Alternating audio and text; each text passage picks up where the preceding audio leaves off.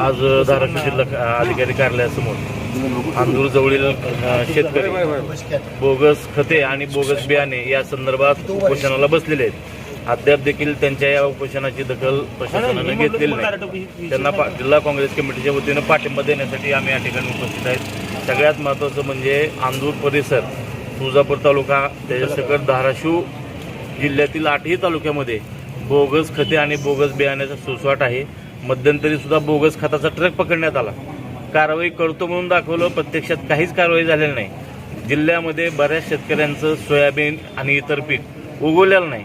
याच्याकडे सुद्धा प्रशासनाचं सपशेल दुर्लक्ष आहे आणि त्यालाच एक दाद मागण्यासाठी, झालेले नुकसान आणि त्याचे पंचनामे होण्यासाठी हे शेतकरी या ठिकाणी उपोषणाला बसलेले आहेत.